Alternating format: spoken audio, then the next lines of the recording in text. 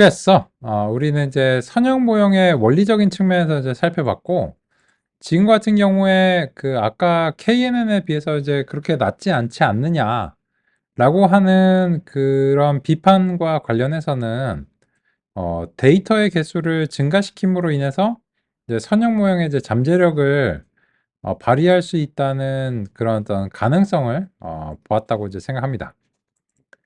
그런데 이제 그런 가능성은 이제 구체적인 데이터에 대해서 살펴보는 것이 이제 필요하죠.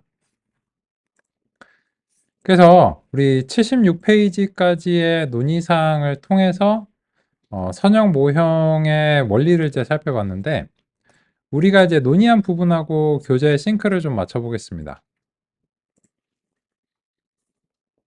먼저 이제 첫 번째로는 요 76페이지에서 평균 제곱 오차를 논의하고 있는데, 이 부분을 그냥 이제 서술로 했어요. 우리 이제 구체적으로 평균 제곱 오차도 구해보고 구현도 해보고 이런 이제 과정을 이제 거쳤고요. 그 결과 이제 이 기울기라고 하는 것은 가중치 또는 이제 계수라고 이제 부르는데, 이제 취향에 따라서 좀 이제 다르다는 거죠.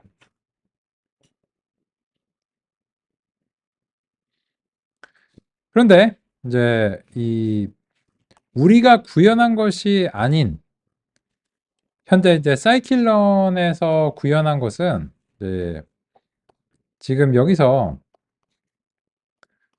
선형 모형의 이제 W랑 그리고 이제 B라고 하는 것이 이제 결정이 된 거죠. 이런 식으로. 근데 그거의 구체적인 값을 이제 보고 싶다. 가능합니다. 그래서 이제 훈련이 이제 수행되고 난 다음에 그 점수를 보는 것도 이제 가능한데, 여기서 이제 구체적으로 W라고 하는 것은 이 모델의 코에피션트라고 하는 것에 저장이 되어 있고요. 그리고 이제 이 모델의 인터셉트라고 하는 것에 저장이 되어 있습니다. 그래서 그 선형 리니어 리그레션을 통해서 형성된 모형을 다음과 같이 이제 표현을 이제 한다면, 구체적으로는 이제 기울기가 얼마인가,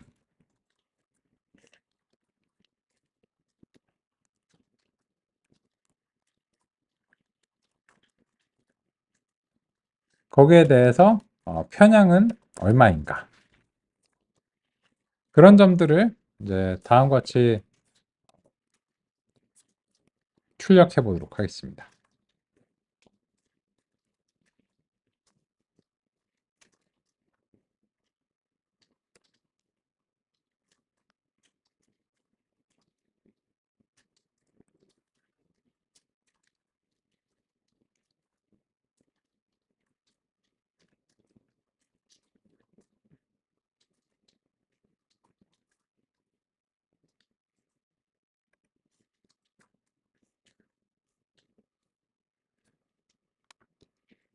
그러면 결과를 이제 같이 한번 확인해 보면,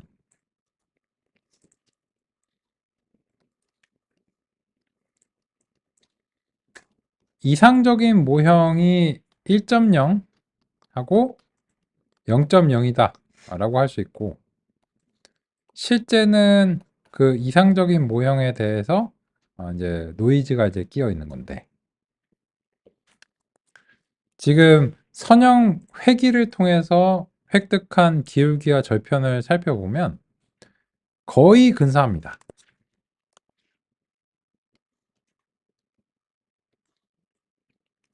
그죠?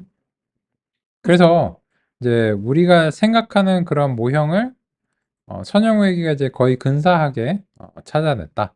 그런 점을 이제 확인할 수 있습니다. 요점은 이제 교재에서 지금 요 28번 입력을 반영을 하고 있다. 이렇게 이제 보시면 되겠습니다.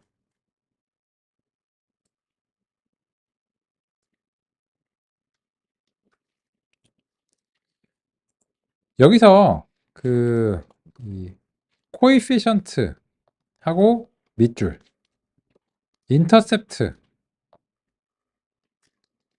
하고 밑줄 요런 표기를 이제 사용했는데 이거 이제 왜 했냐라고 하면은 이거는 만든 사람 마음입니다. 그냥 이 fit을 통해서 그 내부적으로 알고리즘을 통해서 형성된 값이다라고 하는 점을 이제 구분해서 표기하는 이익이 있는 경우가 있고요. 그래서 이제 그런 경우에 다음과 같이 이제 밑줄을 이제 뒤에 붙였다라고 하는 그런 이제 소개도 수행하고 있습니다.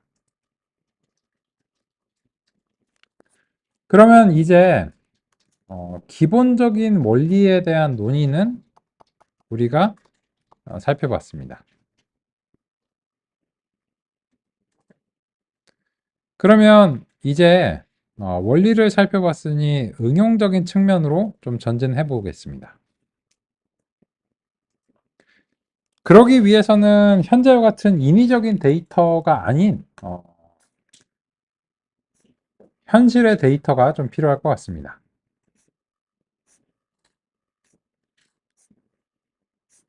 그래서 이제 앞쪽으로 좀 이제 이동하는데 62페이지를 참조해 보겠습니다.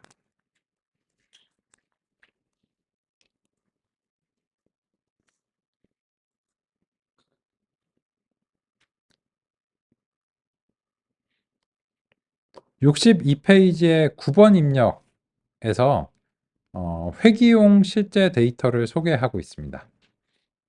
요거를 적재해서 같이 이제 살펴보는 과정에서 알아보겠습니다.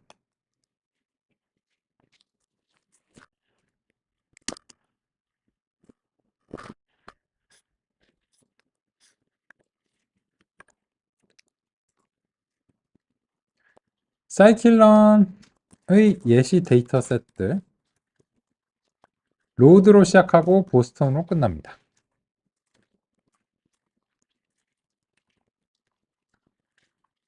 방법은 똑같고요.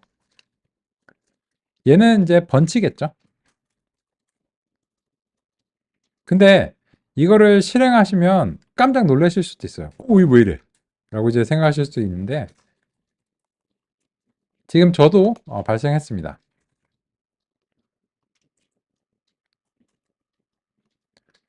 요런 것들은 그 오류랑은 좀 다르고요. 로그입니다. 요거는 이제 오류는 아니에요. 오류는 이제 어떤 것인가?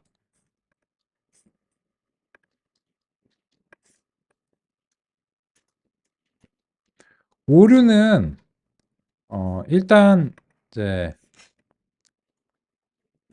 요런 식으로 보여요. 이거는 오류입니다. 근데 지금은 코드는 잘 실행이 된 거예요. 코드는 잘 실행이 됐는데 이제 경우에 따라서 그 여러 가지 이제 로그를 좀 발생해야 되는 경우가 있습니다.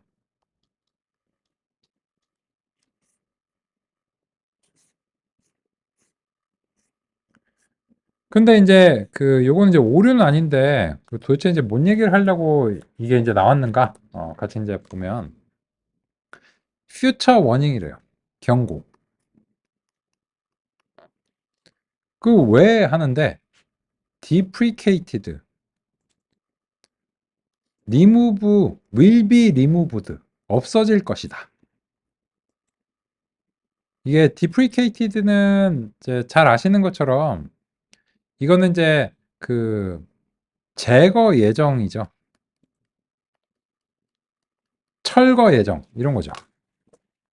이런 거죠. 그 예를 들어서 원자력을 더 이상 이제 사용하지 않을 예정이다. 지난 정부에서 그랬잖아요. 많은 그 국가들에서 이제 핵발전을 좀 위험하니까 사용하지 말자. 이제 앞으로 사용하지 말자. 그거를 선언하는 순간 뒤에서 그 발전소를 폭발시켜 버려요. 안 펴져. 그래서 이제 그 핵발전은 더 이상 사용하지 말자라고 얘기하면 이제 앞으로 이제 새로 짓지 말고 이제 현재 가동 중인 이게 수명이 닿으면 이제 연장하지 말자. 이런 것들 요새 이제 그 추세가 이제 다시 거꾸로 되겠죠. 우리나라뿐만 아니고 전 세계적으로도 그렇고 미국도 이제 뭐 대안이 뭐가 있냐 뭐 이런 식이죠. 근데 그건 이제 저는 이제 그 전문가에서 모르겠고 네, 소프트웨어에서도 이제 deprecated,라고 하면 이제 해당 API가 이제 제거될 것으로 이제 철거 예정으로 이제 표시를 했는데 그거를 당장 없애버리면 동작하는 코드가 동작을 안 하니까 그래서 이제 문제가 되겠죠. 그래서 이미 다 아시겠지만 제가 이제 한번 이제 설명드리겠습니다. 그래서 이제 그렇게 되어 있는데 지금 당장은 사용 가능한데 1.2 버전 가서부터는 진짜로 없어질 겁니다. 이건 이제 그런 경우입니다. 그래서 사실 지금 설치된 사이클론 버전은 완전 최신 버전은 아니고요. 최신 버전은 이제 1.3 버전 이상인데 지금 이제 1.1 버전이거든요. 근데 뭐 사실상 큰 차이는 없는데 제가 최신 버전을 설치를 안 한 이유가 뭐냐면 교재에서 활용되고 있는 코드가 그 최신 버전에서는 더 이상 동작하지 않을 수도 있어서 그런 이유로 인해서 1.2 버전보다 낮은 버전으로 현재 지정을 해놨습니다. 설치 시점에서요. 근데 그 왜 이걸 멀쩡한 데이터를 이제 제공하느냐 이런 것들이 이제 문제인데 여기 이제 보겠습니다. 요새는 영어를 잘할 필요가 없죠. 만약에 이제 이런 게 있어요. 이런 게 이제 있으면 이런 것을 그 번역을 해달라고 하면 되죠. 번역을 해달라고 해도 되고 그리고 또 이제 이런 내용을 챗GPT한테 그냥 복사 붙여넣기 해가지고 그냥 번역해달라고 하면 되죠. 사실 이제 영어를 잘할 필요가 없는데 그냥 귀찮고 또 영어도 잘 하시니까 그 간단하게 이제 보면 이제 왜 제거 why 하면 윤리적인 문제가 있다. 그래서 웬만하면 이제 사용하지 이제 않도록 해보자. 그죠?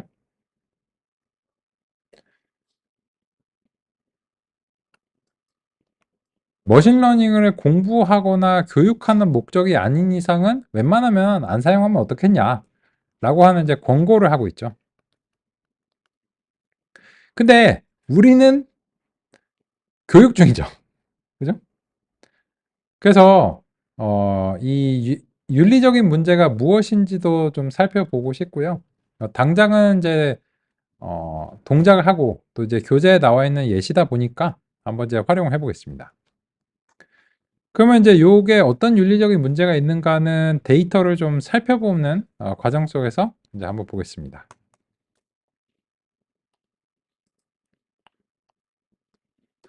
먼저 이제 그 당장은 아니더라도 우리가 이제 데이터를 살펴보는 과정 속에서 필요할 수 있으니까 이 보스턴 데이터의 리드미 파일을 이렇게 출력을 일단 해놓고 나서 보겠습니다.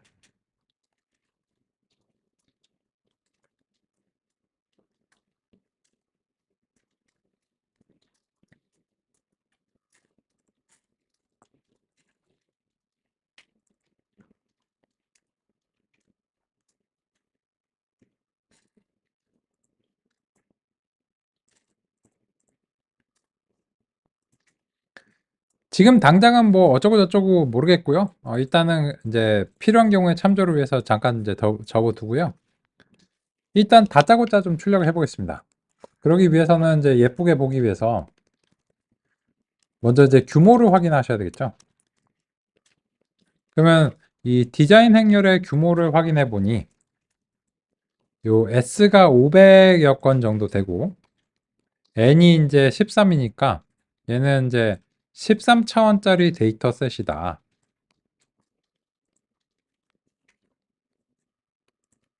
즉 어떤 임의의 입력이 13개의 특성이 이제 있고 그거를 이제 수학적인 기호로 표현하자면 이렇게 이제 되고 그죠?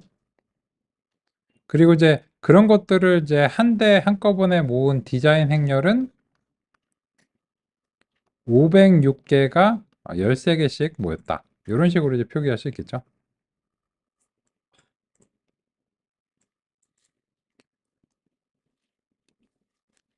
그런데 이제 그 이 데이터를 획득한 것의 이제 주요한 이제 목적은 회귀 분석에서 이제 사용하려고 하는데 D타입을 이렇게 이제 한번 확인해 보겠습니다. 그 아까 이제 논의 주신 부분이 있는데 요 D타입을 확인할 때 그 정수 제가 이제 64가 출력이 됐어요. 근데 그 윈도우즈에 하실 때는 기본적으로 32가 출력이 되실 거예요. 요거는 그 정밀도라고 부르죠. 이 정밀도는 이제 얼마나 이제 상세하게 이제 되느냐고 대체적으로 이제 메모리 이제 사용량하고 연관이 있는데요. 요 32비트면 4바이트죠. 64비트는 이제 8바이트를 이제 쓰는데 이 메모리를 사실 이제 두 배를 쓰는 거죠. 근데 요거는 이제 그 유닉스 계열들은 기본적으로 64비트고요.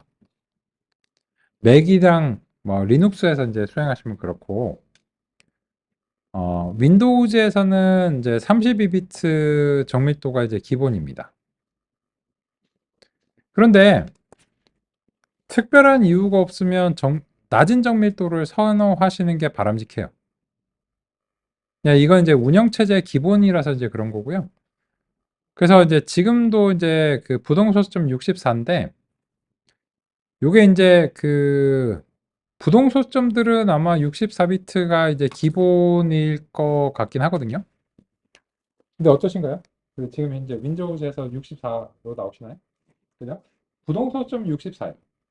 근데 이게 사실은 대단히 이제 쓸데없는 메모리 낭비예요. 그래서 이거는 불필요하긴 한데 기본적으로 설정되어 있고 만약에 이 데이터가 막 500만 개나 5천만 개 이래요. 그러면 이 정밀도를 줄여주는 게 바람직하거든요. 근데 지금은 뭐 500개 정도니까 내가 메모리 써봤자 얼마나 쓰겠어요. 그래서 이제 사실 지금은 그렇게 이제 가치 있는 논문은 아닌데 딥러닝 쪽에서는 되게 중요한 논문. 딥러닝 쪽에서는 이게 32비트도 너무 많아서 8비트나 8비트, 뭐 4비트 이렇게 정밀도를 확 줄여가지고 수행하는 경우도 있습니다. 근데 그 이제 뭐 정말 이제 메모리가 뭐그 모형이 사용하는 메모리만 뭐 수백 기가 이렇게 되기 시작하면 그때는 되게 중요하거든요. 지금은 전혀 그냥 뭐 이거든 저거든 사실상 이제 고려 안 하셔도 됩니다.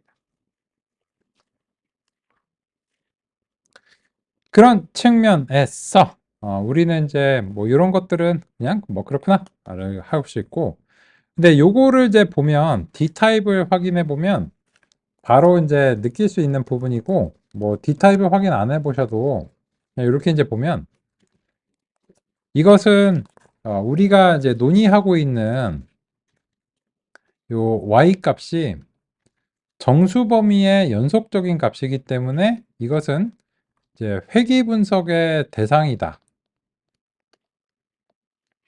라고 하는 점도 납득할 수 있습니다.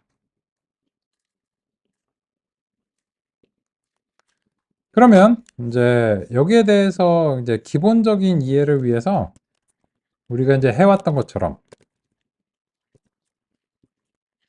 다음과 같은 방식으로 데이터 프레임을 이제 형성을 해보고요. 요 컬럼주도 한번 이제 피처 네임즈를 이제 형성해가지고 이렇게 이제 해볼게요. 그리고 이제 그 이왕 애써서 만들었으니까 이제 프레임에다가 추가를 해서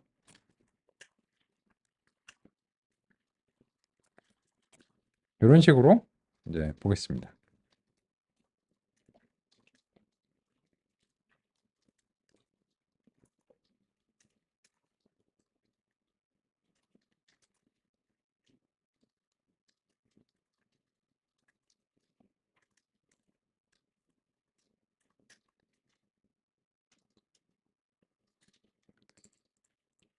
그러면 이제 요 데이터를 보고서 우리가 이 특성들을 살펴보면 그냥 상식적으로 보이는 뭐 텍스 이런 거가 있고 나머지들은 그냥 상식적으로 알기가 어렵죠. 에이지 이런 거는 그리고 이제 뭐의 에이지냐 뭐 어떤 단위냐 이런 걸 이제 알기가 어려우니까요. 그러면 이제 어떻게 될까요? 이건 이제 문서를 봐야 돼요. 그죠? 그래서 이제 요 데이터를 이해하기 위해서 어쩔 수 없이 이제 문서를 봐야 되는 경우가 있는 거예요. 지금식으로. 그러니까 이제 요 보니까 어쩌고 저쩌고 이제 영어가 많이 나오는데 아우 영어의 압박. 싫네요. 챗GPT가 그때 필요하죠. 그죠?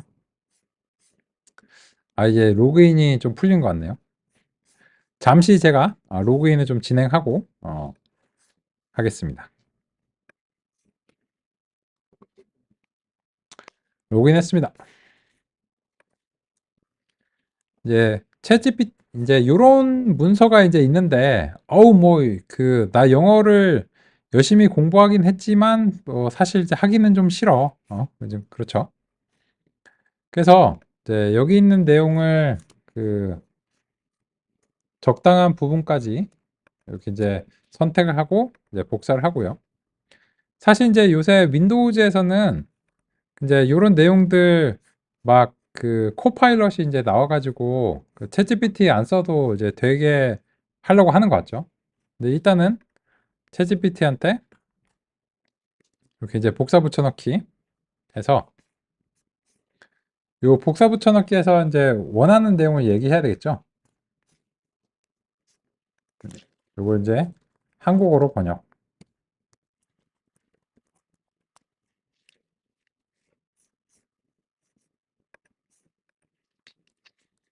그래서 웃자고 저짜고 뭐 이렇게 있는데 뭐 제가 이거를 해석 드릴 필요는 없을 것 같고요. 그래서 이제 한국어로 이제 번역을 해달라 이렇게 이제 요청을 해보겠습니다.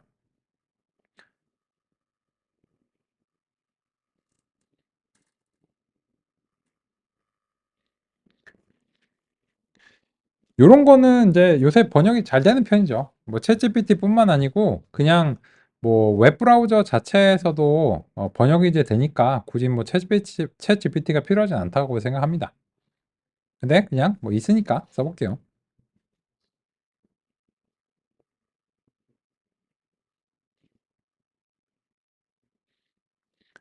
그러면 이제 그 요거를 보면서 같이 한번 이제 살펴보겠습니다.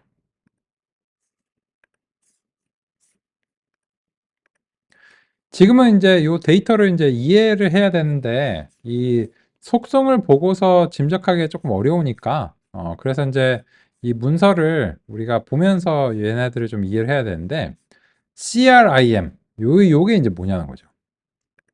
그리고 그게 이제 왜 하느냐는 거죠. 지금 이제 보시면 이 데이터셋이 요 부분이 그 번역이 안 된 것 같은데 보스턴 하우스 프라이시스 데이터셋이니까 주택 가격이죠. 그죠? 그러면 이제 그 이 주택 가격을 예측하는 문제일 것이다. 라고 하는 것을 우리가 납득하기 수월하고요. 그럼 이제 그런 측면에서 이제 여기 요 제목에 반영이 되어 있군요. 주택 가격 데이터셋 이렇게 이제 되어 있고. 그러면 이제 요 특성들을 이제 보면 아까 CRIM이 이제 뭔지 몰랐어요. 뭔지 모르겠는데 그 문서에서 보니까 도시별 1인당 범죄율, 그죠? 크라임.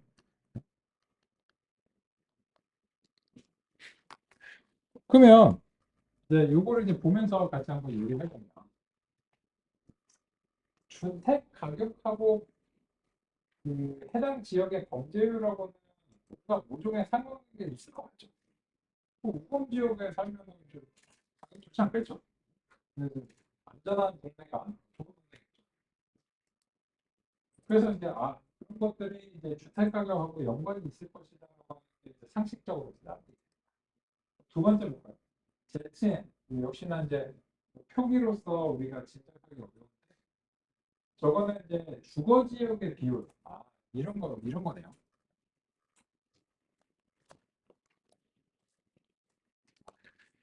이거는 이제 어떤 지역별로 그 주택 가격을 매기는 것 같고, 그냥 구획이나 구역 있는데, 여기서 이제 ZN이 이제 주거 지역의 비율이 이 해당 구역에서 이제 얼마나 이제 차지하느냐. 이렇잖아요. 뭐, 예를 들어서 요 선릉 지역도 마찬가지인데, 선릉 지역이 이거 보면은 막 상권도 막 꽤 많죠. 근데 여기 아파트도 있잖아요. 그러면은 이제 여기는 그 상업적인 지구랑 아파트가 이제 주거 지역이 꽤 이제 많이 섞인 그런 지역이죠.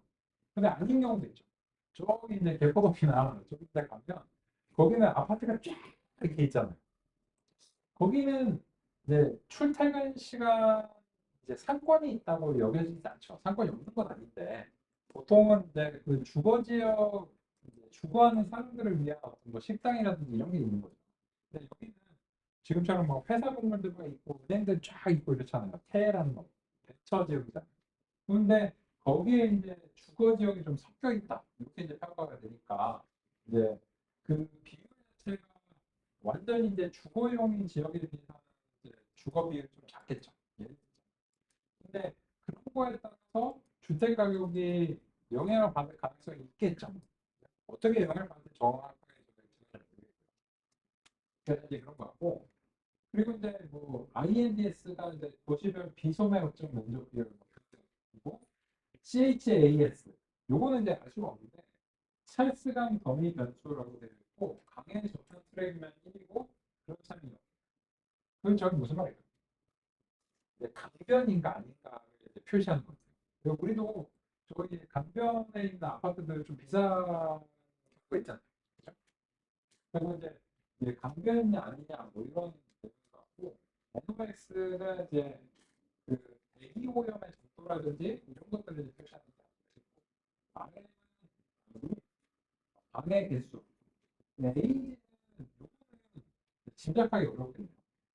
1940년 이전에 건축된 소유주가 거주하는 유닛의 비율. 쉽지 않네요. 그게 이제 무슨 말일까?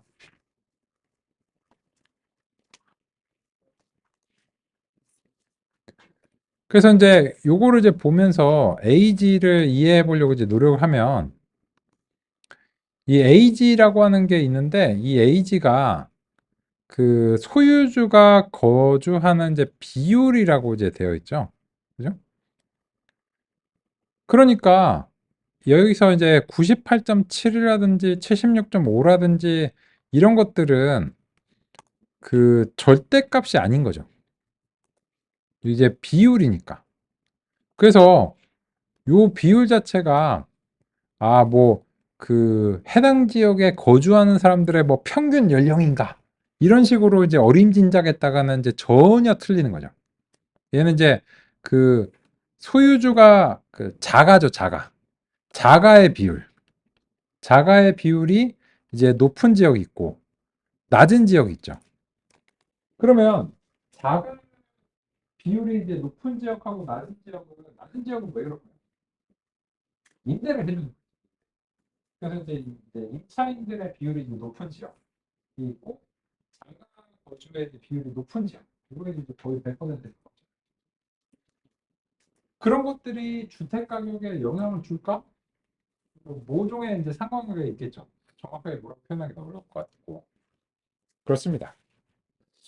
근데 아까 윤리적인 문제가 있다고 했거든요. 이 데이터에. 어떤 이제 윤리적인 문제가 있느냐? 그래서 이제 보니까 요거네요. 요 B라고 이제 되어 있는데, 그죠? 도시별 블랙 피플 흑인의 비율을 해놨어요. 그죠? 이게 윤리적인 문제가 있다는 거죠. 이게 왜냐면 이제 데이터를 수집하는 거는 누군가의 관점이 들어갈 수밖에 없거든요. 근데 그 관점이 반드시 바람직하다고 할 수는 없어요. 뭐 물론 이제 맞을 수도 있고 틀릴 수도 있는데, 근데 여기서는 이제 우리가 보통 데이터를 수집하면 그냥 데이터는 그냥 하늘에서 이제 떨어진 거고, 머신러닝을 수행하면 그냥 그 데이터에 대해서는 추후에 의심도 하지 않고, 진리가 있는데 그 진리를 뽑아내는 것만 우리가 열심히 하면 된다고 생각하거든요. 근데 사실은 보통은 아니에요. 보통은 대부분 데이터가 상당히 문제가 많아요. 그리고 보통 성능이 안 나는 이유가 데이터에 문제가 있는 경우가 많아요. 알고리즘 생각보다. 그래서 이번 과정을 이제 거치시게 되면 이제 얘기할 수 있는 게 뭐냐면 알고리즘은 뭐가 있고 어떻게 쓰는지는 아실 거예요. 그건 오인만 해요. 근데 그 전문성의 개발이 필요한 게 뭐냐면 그 데이터 알고리즘의 궁합을 이제 보고 이제 그 데이터의 잠재적인 문제를 알고리즘을 이제 적용하는 과정에서 이제 파악해내는 거. 요거는 표준화된 교육으로 얘기하기 되게 어려워요. 이제 좀 그야말로 이제 경험과 통찰이 분야 전문성도 이제 중요하고 머신러닝의 이제 전문성 둘 다 중요한데 근데 지금 같은 경우에 이제 요 B가 있는데 이거는 그런 거죠. 이거를 수집한 사람이 생각하기에 흑인의 비율에 주택 가격에 영향을 준다는 가정이 그 가정을 가지고서 이 데이터셋을 수집한 거예요. 그리고 어떻게 생각해요? 그 가정이 맞을지도 몰라요. 맞을지도 모르는데 일단은 첫 번째로는 맞든 틀리든 요거는 윤리적인 문제예요. 왜냐하면 이게 윤리적인 문제가 없으면 그러면 이렇게 생각해요. 왜 흑인만 구했어? 동양 사람도 있을 거고 백인도 있을 거고 그러면 이제 뭐 이제 그 여러 이제 인종별로 이제 비율이 있는데 그러면 백인하고 흑인하고 혼혈을 어떻게 해? 그죠? 흑인은 정확하게 어떻게 규정? 아프리카에서 온 사람만 찐 흑인이다. 뭐 이런 얘기를 했잖아요. 말하는. 그래서 여기 이제 굉장히 선입견이 이제 담겨 있는 것으로 이제 보이고 두 번째는 이거가 얼마나 이제 문제냐면 이거는 그 전후 독일에서 유태인들의 비율을 구하면 난리가 되겠죠. 나치 정권이 난리가 되겠죠. 근데 미국은 전쟁에서 이겼으니까 사실 그 독일이 유태인들을 핍박한 거 이상으로 그 흑인들을 핍박하지 않았나 생각이 드는데 어쨌든 미국이 이겼으니까 그만큼 이제 문제가 있습니다. 그래서 이제 그런 이유로 이제 윤리적인 문제가 있다고 하는데 근데 이래요. 설령 윤리적 문제가 있다고 쳐도 이런 통찰이 맞을 수도 있어요. 그죠? 맞을 수도 있거든요.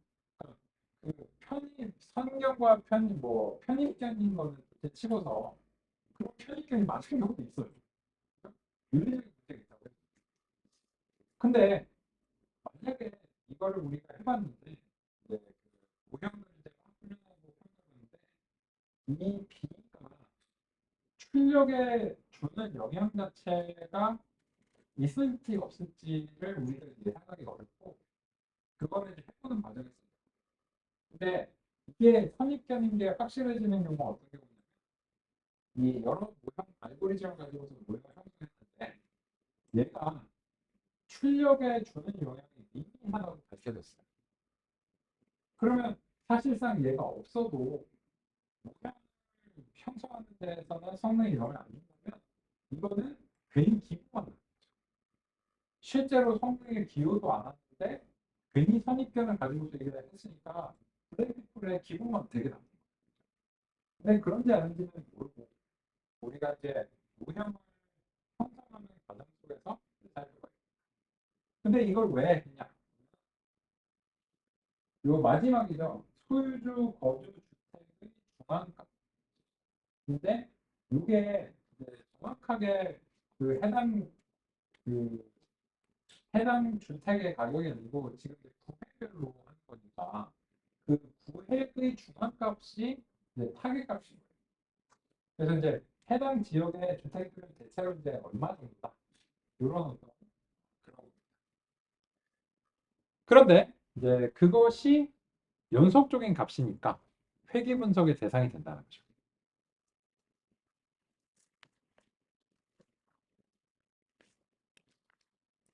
그래서 이제 데이터에 대해서 어느 정도 이해는 했어요. 이해는 했고 그래서 이제 시도해 보겠습니다.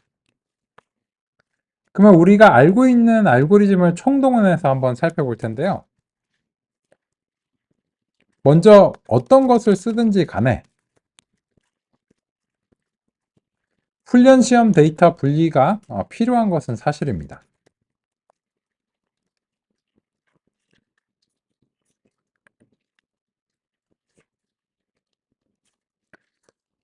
그런데 이번에는 이 몇 가지 이제 고려 사항이 있는데요. 첫 번째로는 셔플을 기본적으로 활성화하는 것이 바람직합니다.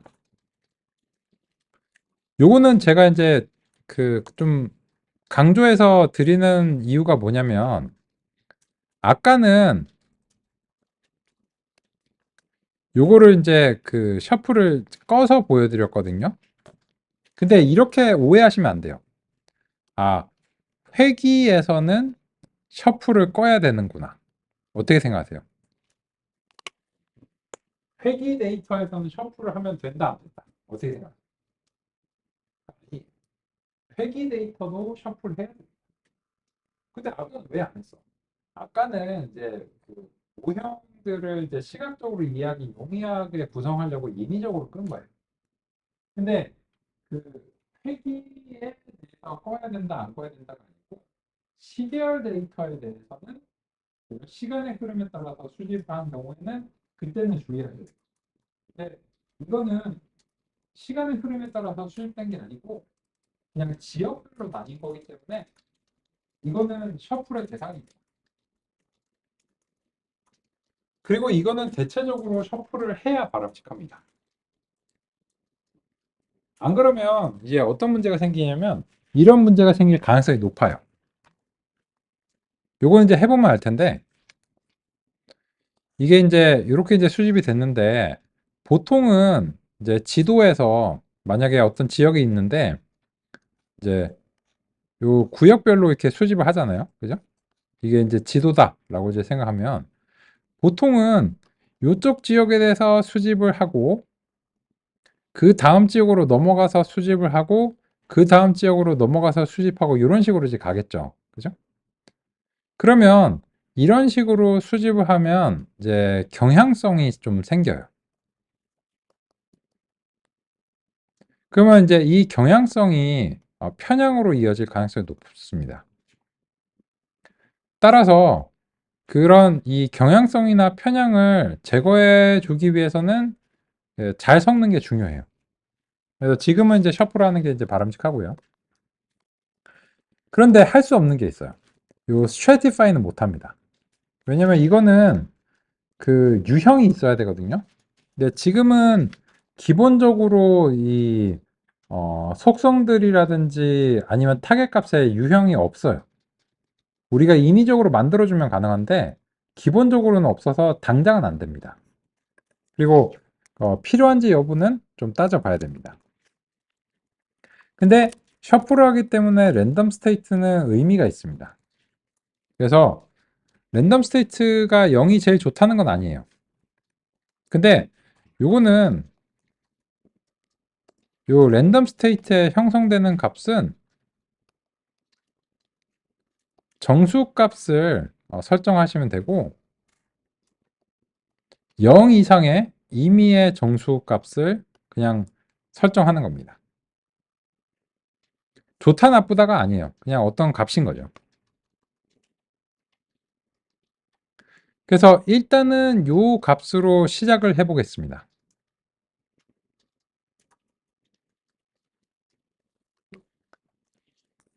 그러면 우리가 이제 알고 있는 알고리즘을 이제 총동원 한번 해보죠. 사이클런의 이제 네이버스에서 K 네이버스 리그레서를 이제 해보고 KNN으로 먼저 한번 해보겠습니다. n네이버스 1은 보통 사용이 잘 안 되고 이제 3에서 5 정도 범위고 기본값은 5입니다. 그래서 일단 기본값으로 한번 평가를 해보죠.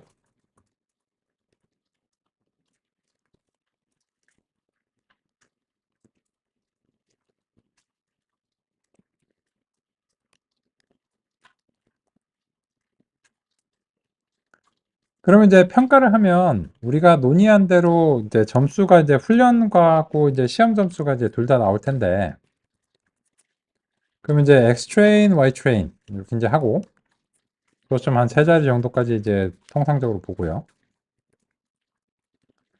X 테스트, 이제 Y 테스트 이렇게 수행하고 이제 통상적으로 이렇게 이제 보겠습니다.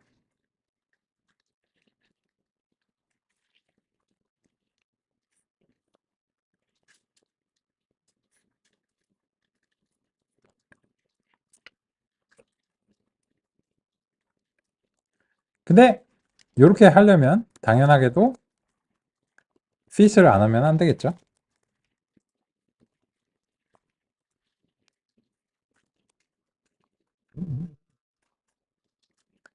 invalid format specifier. 여기서 괄호가 잘못 들어갔네요. 그러면 먼저 1번 타자 KNN으로 해봤습니다.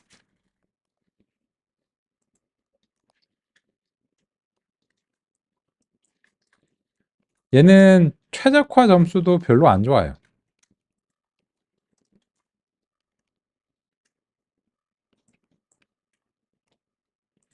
그리고 일반화 성능도 대단히 안 좋습니다.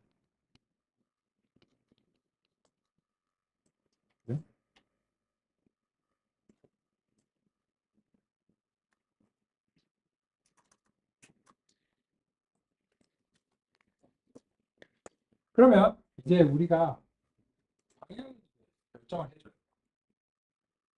이런 상황에서 우리는 이제 궁극적으로 성능을 추구해야 돼요. 근데 얘는 수능 40점 받아오네. 얘를 믿고 투자를 하시겠어요, 주택을? 저는 안 할 거예요. 그리고 훈련 점수도 지금 70점대로 이제 낮은 편. 굉장히 안 좋은 점수. 그러면 이제 이게 문제를 해결하는 그 우선순위가 있습니다. 지금 연습 문제나 모의고사의 점수가 있고 수능 점수가 있고 지금 모의고사 점수가 너무 안 좋아요.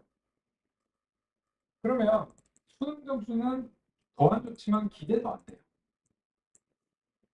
그러면 일단은 모의고사 점수를 올려놔야 수능 점수를 뭐 기대하든지 말든지 하겠죠. 근데 지금은 모의고사 점수가 굉장히 안 좋은 상황. 그럼 어떻게 해야 될까요? 첫 번째로는 최적화 성능을 끌어올려야 됩니다. 왜냐하면 지금은 이제 과소적합의 이제 상황인 거. 너무 이제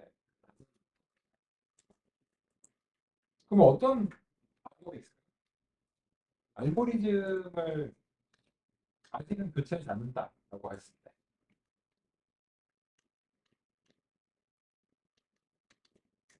제일 쉬운 방법은 이웃의 수를 1로 하면 어떻게 될까요?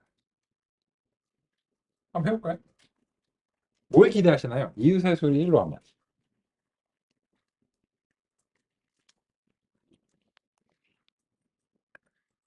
이웃의 수를 1로 하면 한 가지 고민은 덜 수 있어요.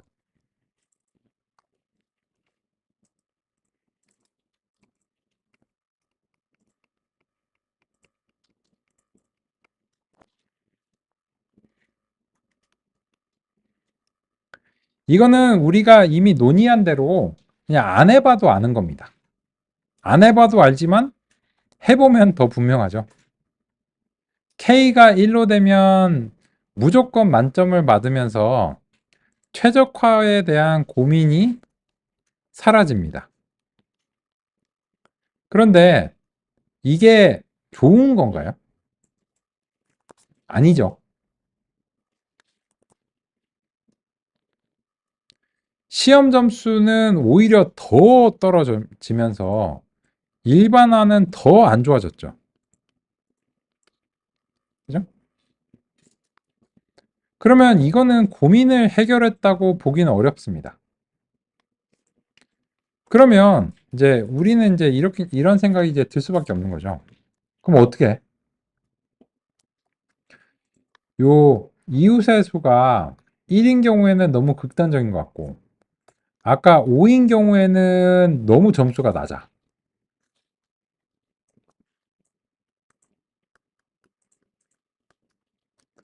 그러면 이 어딘가 중간쯤에서 얘가 혹시 만날까? 그죠?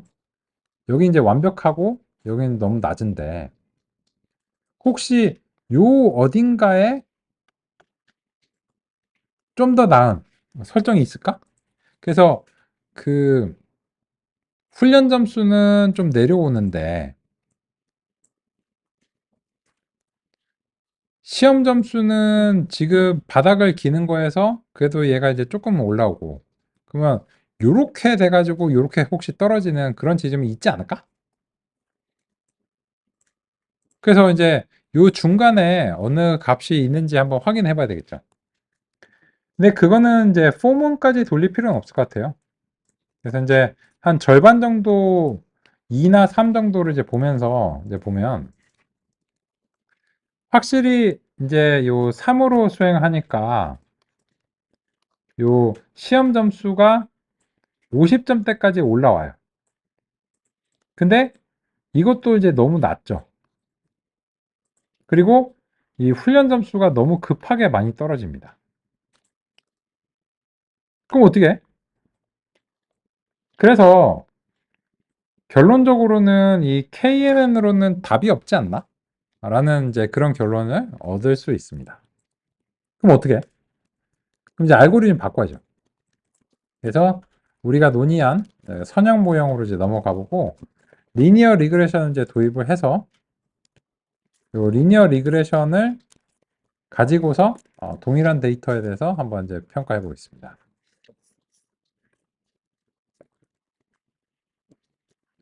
그러면 이제 fit을 하는 부분은 이제 다음과 같이 수행이 이제 됐고요. 그죠?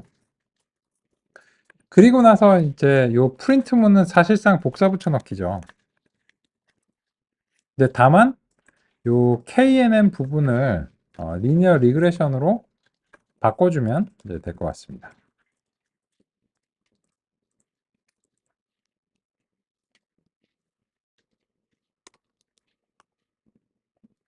그러면 알고리즘을 바꾸는 걸로써 이익이 있었느냐 하면은 뭐 일반화 성능에서는 어느 정도 조금 이익이 있습니다. 근데 극적이진 않아요. 하지만 어쨌든 이제 그 KNN에 비해서는 얘가 10점 정도 이상 높은 그런 성능을 발휘하는 것을 확인할 수 있고요. 그래서 알고리즘을 바꿈으로 인해서 이게 어느 정도 이제 이익이 있기 시작한다라고 하는 점을 확인했습니다. 하지만 여전히 너무 낮아요. 그럼 어떻게 될까? 그럼 알고리즘 또 바꿔. 근데 이제 논의를 이제 드리면 아시겠지만 이제 알고리즘의 큰 종류가 한 너댓 개밖에 안 되고 그 중에 쓸만한 건 두세 개밖에 안 돼요. 그러면 알고리즘은 굉장히 금방 소진돼요. 그러면 만약에 이런 상황에 봉착했을 때 알고리즘 한 서너 개 정도로 사실상 금방 끝나버리는데 뭐 성능이 낮은 상태는 어떻게 해야 되죠? 그거는 이제 데이터에 대해서 우리가 무언가를 수행해야 될 가능성이 있습니다. 그 점은 내일 같이 살펴보겠습니다. 오늘은 여기까지 살펴보겠습니다. 수고 많으셨습니다. 감사합니다. 네.